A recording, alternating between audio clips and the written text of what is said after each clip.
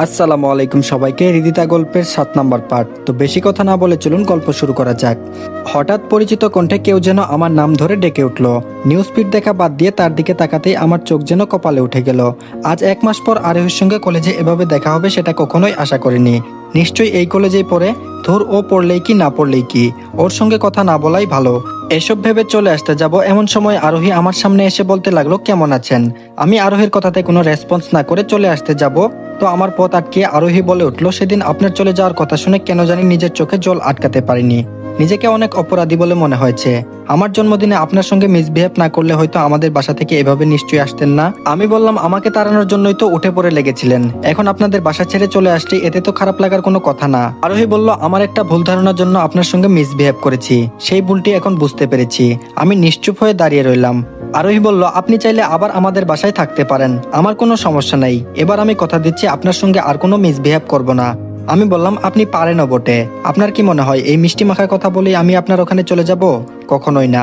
আপনাকে বলেছিলাম না, আপনি শুধু দেখতেই সুন্দর, কিন্তু আপনার এই চেহারার মতো যদি আচার ব্যবহারটা ভালো হতো তাহলে হয়তো আপনার প্রতি একটা ভালো লাগা কাজ করতো, কিন্তু আপনি তো এরকম না, তার উল্টো। আরোহী আনমনে বলে উঠলো, আপনি চাইলে সবকিছু বদলে ফেলবো। আমি বললাম, আমি চাইলে বদলাবেন মানে? আরোহী আমার কথার উত্তর না দিয়ে বলল, আমরা কি সবকিছু ভুলে বন্ধুত্বের সম্পর্ক বানাতে পারি না? আমি বললাম না। আরোহী বলল, কেন? আমি বললাম, আমি আমার একাকিত্ব জীবনেই ভালো আছি, এখানে কারো বন্ধুত্বের দরকার নেই। আরোহী বলল, আমার উপর রেগে এসব বলছেন তাই না? তাছাড়া কলেজের সব ছেলেরাই কিন্তু আমার সঙ্গে বন্ধু করতে চাই, কিন্তু তাদের সঙ্গে আমি বন্ধুত্ব করি না। আচ্ছা ঠিক আছে, আমি আগে আপনার সঙ্গে যা অন্যায় করেছি সেটার জন্য ক্ষমা চেয়ে নিচ্ছি। এতদিন আপনার সঙ্গে যা মিসবিহেভ করেছি তার জন্য আমি সত্যি অনেক লজ্জিত এবং অনুতপ্ত। প্লিজ আমাকে আপনার বন্ধু হিসেবে গ্রহণ করে নিন আর আমাকে ক্ষমা করে দিন প্লিজ। আরোহী দুহাত জোর করে মিষ্টি মুখে কথাগুলো বলল। আমি আরোহীর কথা শুনে নিশ্চুপ হয়ে দাঁড়িয়ে রইলাম। আরোহী আবার বলল, আমাকে ক্ষমা করবেন না তাই তো? অনেকের কাছেই শুনেছি ক্ষমা করে দেওয়াও কিন্তু একটা মহৎ কাজ, আপনি কি এই মহৎ কাজটি করবেন না? আরোহীকে যতই দেখছি ততই অবাক হচ্ছি। এই মেয়েটি এক এক সময় এক এক রূপ ধারণ করে দেখছি। আগে যখন তাদের বাসায় থাকতাম তখন তো অকারণে মিসবিহেভ করতো, আর এখন এসব মিষ্টি মাখা কথা বলে আমাকে কেন জানি নিমিষেই গলিয়ে ফেলছে। আনমনে এসব ভাবতেই আরোহী বলে উঠলো, আমাকে কি মাফ করা যায় না? আমি নিশ্চুপ হয়ে দাঁড়িয়ে রইলাম। আরোহী বলল, কি হলো বলেন? আমি বললাম, আচ্ছা ঠিক আছে, ভেবে দেখবো। এই বলে বাসায় চলে আসলাম। বাসায় এসে শুধু আরোহীর কথা বারবার মাথায় ঘুরপাক খাচ্ছে। আগে তো আমাকে সহ্য করতেই পারতো না, আর এখন তাদের বাসা ছেড়ে চলে আসাতে এতেই তিতা মিষ্টি লাগতে শুরু করেছে দেখছি। রাতে এসব চিন্তা ভাবনা করে কখন যে ঘুমিয়ে পড়েছি খেয়ালই নেই। মাঝরাতে স্বপ্নের ঘুরে দেখতে লাগলাম কাকিমাকে সাদা কাফনে খাটে করে কেউ যেন নিয়ে যাচ্ছে। আমি পিছন দিক থেকে তাদেরকে দেখে কান্নায় ভেঙে পড়ে বারণ করে বলছি, আমার কাকিমাকে তোমরা কোথায় নিয়ে যাচ্ছ? আমি থাকতে কাকিমাকে কোথাও নিয়ে যেতে দিব না। কেউ আমার কথা কানেই নিচ্ছে না। তারপর কোনো উপায় না পেয়ে জোরে কাকিমা বলে চিৎকার মারতেই ঘুম ভেঙে গেল। আমার রুমমেট জয় পাশে এসে বলতে লাগলো, ভাই আপনি ঘুমের মাঝে কাকিমা বলে হঠাৎ চিৎকার দিলেন, নিশ্চয়ই কোনো দুঃস্বপ্ন দেখেছেন। আমি বললাম, ভাই পানি হবে একটু? বলা মাত্রই সামনে এক গ্লাস পানি নিয়ে এলো। তারপর পানিটুকু খেয়ে জয়কে বললাম, হ্যাঁ ভাই, অনেক বড় একটা দুঃস্বপ্ন দেখেছি। আসলে এই পৃথিবীতে আমার আপনজন বলতে আমার কাকা কাকিমা, তারাই আমাকে আদর যত্নে বড় করেছেন। আজ প্রায় 1 বছর হয়ে গেল তাদের সঙ্গে আমার কোনো যোগাযোগ নেই। জয় বলল, তাদেরকে ছেড়ে ঢাকা শহরে পড়ে আছেন কেন? আমি বললাম, সে এক লম্বা কাহিনী। জয় বলল, বলেন না ভাই, কি কাহিনী? আমি বললাম, এখন না ভাই, আরেকদিন সময় নিয়ে বলবো নে। তারপর জয় বলল, আচ্ছা ঠিক আছে ভাই, আমি অবশ্যই আপনার গল্পটা শুনবো। এখন আপনার ঘুমের প্রয়োজন, ঘুমিয়ে পড়েন। আমি বললাম, বাকি রাতটুকু ঘুমাতে আর পারলাম না। ফজরের আজান শুনে বিছানা থেকে উঠে অজু করে মসজিদে নামাজ পড়তে গেলাম। কতদিন আগে যে নামাজ পড়তে গিয়েছিলাম তার ঠিক এখনো মনে নেই। নামাজ শেষ করে আল্লাহর কাছে মোনাজাতে বললাম, হে আল্লাহ, তুমি আমার কাকা আর কাকিমাকে ভালো রেখো। তারা হয়তো আমার রক্তের কেউ না, তারপরেও তারা আমার আপনজন। তারা যে অবস্থায় থাকুক না কেন ভালো থাকে যেন। এইটুকু বলে সংক্ষিপ্ত মোনাজাত পরে মসজিদের বাইরে চলে আসলাম। ইতিমধ্যে বাইরের সূর্যের আলোয় রক্তিম হয়ে উঠেছে। বাসায় এসে কেন জানি মনে হলো কাকিমার সঙ্গে কথা বলা দরকার। পুরাতন সিমটা ওপেন করে ফেললাম। এর আগেও অনেকবারই ওপেন করেছি, কিন্তু তাদের কোনো ফোন দেওয়ার ইচ্ছা হয়নি। কিন্তু আজ দিতে হচ্ছে, তো তানিশার কাছে ফোন দিলাম। 2-1 বার রিং হওয়ার পর তানিশা ফোনটা রিসিভ করেই বলল, হ্যালো, কে বলছেন? আমি বললাম, কাকিমার কাছে ফোনটা দেন। আমার কণ্ঠ শুনেই তানিশা বলল, ভাই তুই কেমন আছিস? কতদিন ধরে তোর নাম্বারে কল দিয়েছি তার কোনো হিসাব নেই, কিন্তু প্রতিবারই ফোন বন্ধ দেখাই। ফোনটা কেন বন্ধ করে রেখেছিস বলতো? তানিশা একসঙ্গে অনেকগুলো কথা বলে উঠল। তারপর তানিশার কথার উত্তরে বললাম, আপনার সঙ্গে কথা বলার কোনো ইচ্ছা আমার নেই। এখন যদি কাকিমার কাছে ফোনটা না দেন তো কথা না বাড়িয়ে লাভ নেই, ফোনটা রাখছি। কিছুটা রেগেই কথাগুলো বললাম। তারপর তানিশা বলল, মাকে ফোন দিচ্ছি, তবুও ফোন রাখিস না। কাকিমার হাতে ফোন দিবার পর কাকিমা কান্না করে বলে উঠল, বাবা কেমন আছিস? আমি বললাম, আলহামদুলিল্লাহ ভালোই, তোমরা কেমন আছো? কাকিমা বলল, তুই কি আমাদের ভালো রেখেছিস? আমি নিশ্চুপ হয়ে রইলাম। কাকিমা আবার বলল, বাবা অনেকদিন তো বাইরে থাকলি, এবার চলে আয় না বাপ, তোকে ছাড়া বাড়িটা কেমন শূন্যতায় ভরে গেছে। কাকিমার কথা শুনে আমি কোনো জবাব না দিয়ে নিশ্চুপ হয়ে রইলাম। কাকিমা বলল, তোকে খুঁজতে তোর কাকাই ঢাকা পর্যন্ত খুঁজে আসছে, কিন্তু তোর কোনো সন্ধান ও পাইনি। কোথায় আছিস আর কি করছিস কিছুই জানতে পারিনি। বাবা আমাকে বল না তুই কোথায় আছিস। আমি বললাম, সরি কাকিমা, সম্ভব না। ছোট থেকেই তোমাদেরকে অনেক বিরক্ত করে আসছি, তাই এখন ভাবছি বাকি জীবনে একাকিত্বই কাটিয়ে দিব। তাছাড়া আমার তো কোনো অধিকার নেই তোমাদের ওখানে থাকবো। হাজার হোক আমি তো তোমাদের রক্তের কেউ না। আমার কথাটা শোনা মাত্রই কাকিমা কান্নায় ভেঙে পড়লো। তারপর বলল, তোকে ছোট থেকে বড় করেছি এসব শোনার জন্য? আমি জানি তোর একটু জিদ বেশি, এর জন্য কি তুই আমাদের ছেড়ে সারা জীবন কাটিয়ে দিতে পারবি? তুই হয়তো আমাদের ছাড়া ভালো আছিস, কিন্তু আমরা তোকে ছাড়া ভালো নেই, সেটা বুঝিস না?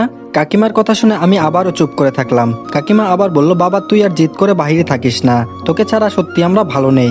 এভাবেই কাকিমার সঙ্গে ফোনে কথা বললাম। পরিশেষে বললাম, কাকিমা ভালো থেকো আর নিজের যত্ন নিও, রাখছি।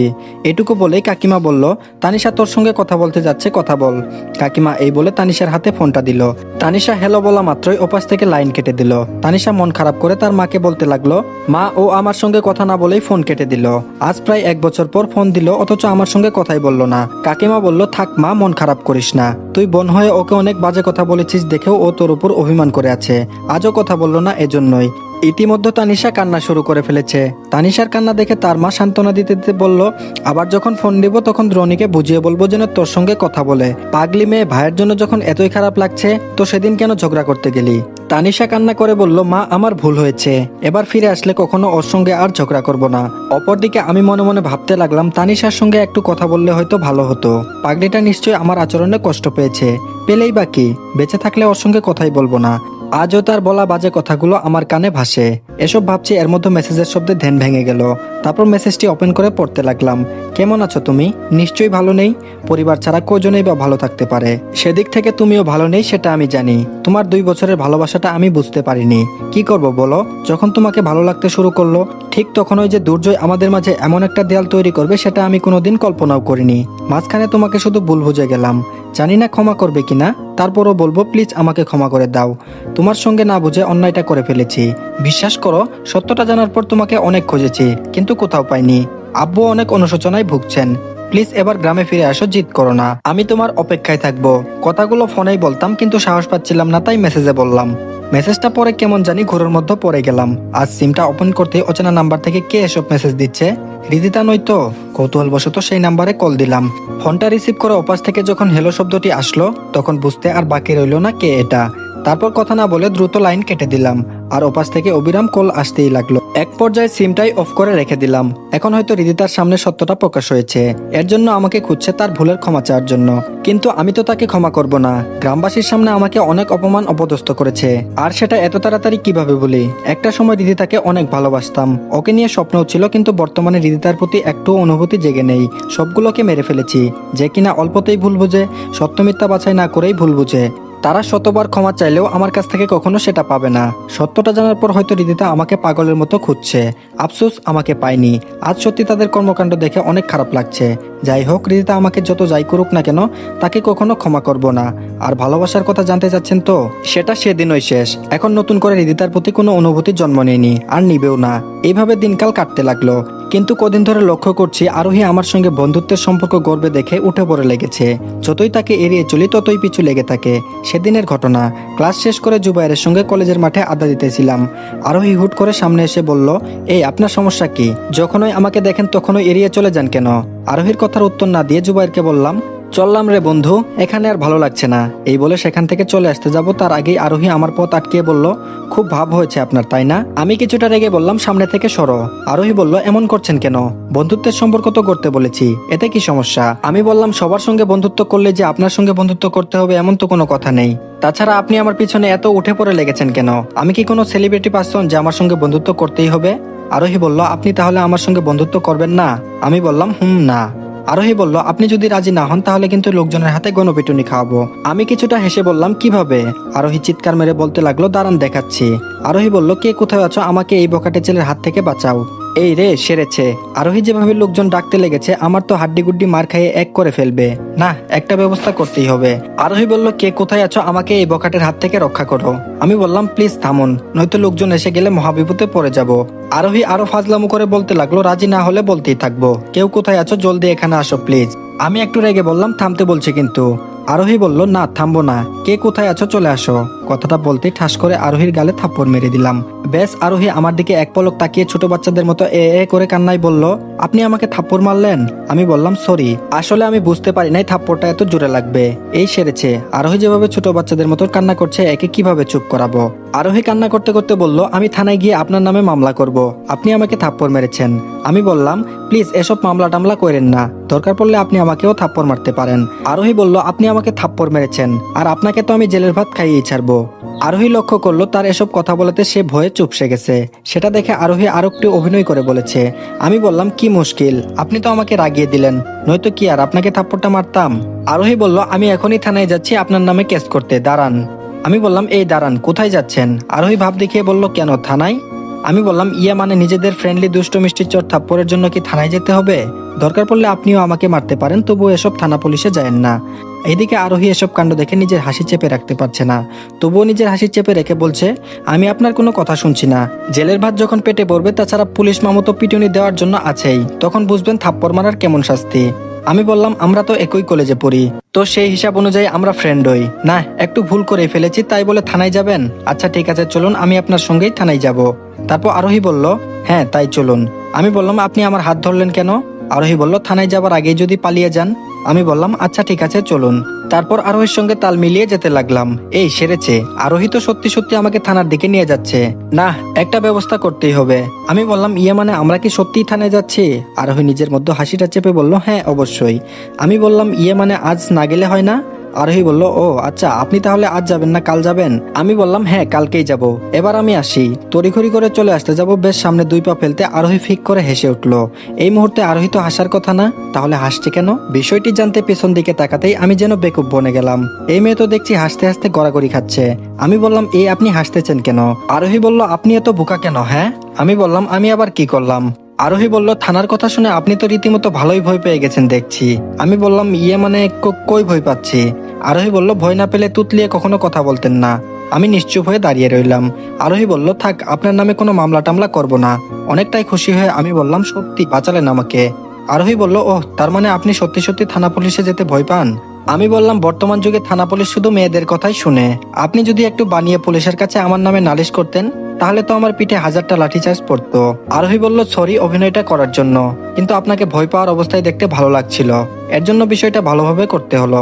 আমি বললাম, আপনি ভালোই অভিনয় করতে পারেন। আমি তো সত্যি সত্যি ভেবে নিয়েছিলাম। আরোহীর সঙ্গে এইভাবে বন্ধুত্বটা হয়ে যায়। আপনি থেকে তুই সম্পর্কে রূপান্তরিত হলো। প্রথম আরোহী যে খারাপ আচরণ করত, এ দেখে ভেবেই নিয়েছিলাম ও হয়তো ভালো আচরণ করতেই জানে না। যখন বন্ধুত্বের সম্পর্ক হলো, তখন বুঝতে পারলাম তার মাঝে ভালো রূপটাও আছে। আরোহীর সঙ্গে বন্ধুত্ব হয়ে একদিক থেকে ভালোই হয়েছে, কথা বলার মতো একটা মানুষ হয়েছে। আরোহী একদিন জিজ্ঞেস করলো, গ্রাম থেকে ঢাকা শহরে কেন আসছি? আরোহী বলল, আচ্ছা তুই হুট করে ঢাকায় আসলি কেন? আমি বললাম, এতদিনে এটা জিজ্ঞেস করছিস? আরোহী বলল, হ্যাঁ, এখন বল কেন ঢাকায় এসেছিস? আমি বললাম, শুন তাহলে, আজ থেকে 1 বছর আগের ঘটনা। শুরু থেকে সবটা আরোহীকে বলে ফেললাম। সবটা শোনার পর আরোহী বলল, তোর জীবনে এত বড় একটা গল্প লুকিয়ে আছে, কখনো আমাকে তো একবার এগুলোও বলিসনি। আমি বললাম, অতীতের ঘটনাগুলো স্মরণ করলে খারাপ লাগা কাজ করে, খুব কষ্ট হয়। আগের কথাগুলো ভাবলে এর জন্য ঘটনাটি চেপে রাখতে চেয়েছিলাম, কিন্তু সেটা বারবার সামনেই চলে আসে। কথাগুলো বলতেই চোখে পানি জমে গেল। আরোহী এ দেখে বলল, সরি রে, অতীতের কথাগুলো জানতে চেয়ে তোর কষ্টটা বাড়িয়ে দিলাম। আমি বললাম, সমস্যা নাই। আরোহী বলল, আচ্ছা চল রেস্টুরেন্ট থেকে কিছু খেয়ে আসি। তারপর রেস্টুরেন্টে গিয়ে বসতেই পিছন দিক থেকে এক বৃদ্ধ লোক বলে উঠলো, বাবা কেমন আছো? বৃদ্ধ লোকটিকে দেখে রীতিমতো অবাক হয়ে তাকিয়ে আছি। কে উনি?